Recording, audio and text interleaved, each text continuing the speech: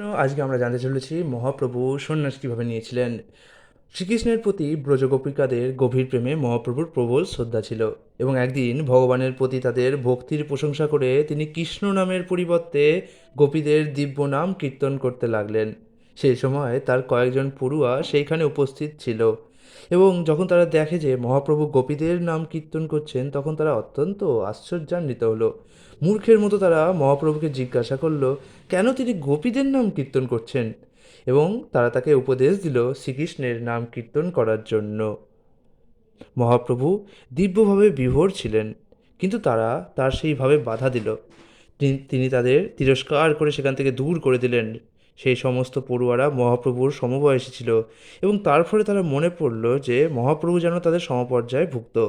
তারা যখন সকলে মিলে সভা করে স্থির করলো যে মহাপ্রভু যদি আর কখনো এইভাবে শাস্তি দিতে সাহস করে তবে তারা মহাপ্রভুকে আক্রমণ করবে। এই ঘটনার ফলে কিছু লোক মহাপ্রভুর সম্বন্ধে নিন্দাবাদ করতে লাগলো। মহাপ্রভু যখন সে কথা জানতে পারলেন তখন তিনি সমাজের বিভিন্ন লোকের কথা বিবেচনা করলেন।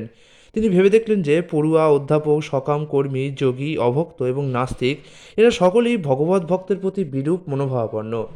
তিনি ভাবলেন এই যুগের সমস্ত অধঃপতিত মানুষদের উদ্ধার করাই হচ্ছে আমার আবির্ভাবের কারণ, কিন্তু তারা যদি আমাকে একজন সাধারণ মানুষ বলে মনে করে অপরাধ করে তাহলে তারা কোনোদিনই জড়জগৎ থেকে মুক্ত হতে পারবে না।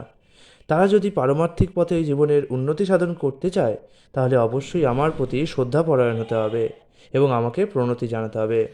তাই মহাপ্রভু সন্ন্যাস গ্রহণ করবেন বলে স্থির করলেন, কেননা মানুষ সাধারণত সন্ন্যাসীর প্রতি শ্রদ্ধাপরায়ণ হয়ে থাকে। 500 বছর আগে সমাজের অবস্থা আজকের মতো এত অধঃপতিত ছিল না। তখন মানুষ সন্ন্যাসীর প্রতি শ্রদ্ধাপরায়ণ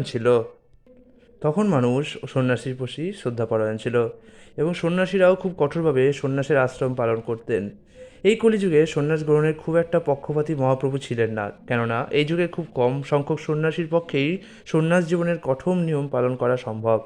শ্রীচৈতন্য মহাপ্রভু সন্ন্যাস আশ্রম গ্রহণ করে একজন আদর্শ সন্ন্যাসী হতে স্থির করেছিলেন, যাতে জনসাধারণ তার প্রতি শ্রদ্ধাপরায়ণ হয়। সন্ন্যাসী হচ্ছেন সমস্ত বর্ণ ও আশ্রমের গুরু, তাই সন্ন্যাসীকে সম্মান প্রদর্শন করা সকলেরই কর্তব্য। তিনি যখন সন্ন্যাস গ্রহণের কথা বিবেচনা করছিলেন তখন শ্রীপাদ কেশব ভারতী নবদ্বীপে এসে উপস্থিত হলেন এবং শ্রীমান মহাপ্রভুর গৃহে প্রসাদ গ্রহণ করার জন্য নিমন্ত্রিত হলেন। কেশব ভারতী যখন তার গৃহে এলেন তখন মহাপ্রভু তাকে সন্ন্যাস দান করতে অনুরোধ করলেন। সন্ন্যাস গ্রহণের এইটি হচ্ছে পন্থা, অপর একজন সন্ন্যাসীর কাছ থেকে সন্ন্যাস গ্রহণ করতে হয়। যদিও মহাপ্রভু হচ্ছেন সর্বতোভাবে স্বাধীন, তবুও শাস্ত্রের বিধি অনুসারে তিনি কেশব ভারতীর কাছ থেকে সন্ন্যাস গ্রহণ করেছিলেন। যদিও কেশব ভারতী বৈষ্ণব সম্প্রদায়ভুক্ত ছিলেন না। কেশব ভারতীর সঙ্গে পরামর্শ করার পর মহাপ্রভু নবদ্বীপ ত্যাগ করে কাটোয়ায় গেলেন এবং সেখানে আনুষ্ঠানিকভাবে সন্ন্যাস গ্রহণ করলেন। তার সঙ্গে ছিলেন শ্রী নিত্যানন্দ প্রভু, চন্দ্রশেখর আচার্য এবং মুকুন্দ দত্ত। সন্ন্যাস গ্রহণকালে তারা তাকে সহযোগিতা করেছিলেন। শ্রীচৈতন্য মহাপ্রভুর সন্ন্যাস গ্রহণ করার ঘটনা শ্রীল বৃন্দাবন দাস ঠাকুর রচিত চৈতন্য ভাগবত গ্রন্থে বিশদভাবে বর্ণিত হয়েছে। এইভাবে 24 বছর বয়স পূর্ণ হলে মাঘ মাসে শ্রীচৈতন্য মহাপ্রভু সন্ন্যাস গ্রহণ করেছিলেন। সন্ন্যাস গ্রহণের পর তিনি পূর্ণরূপে ভাগবত ধর্মের প্রচারে ব্রতী হলেন।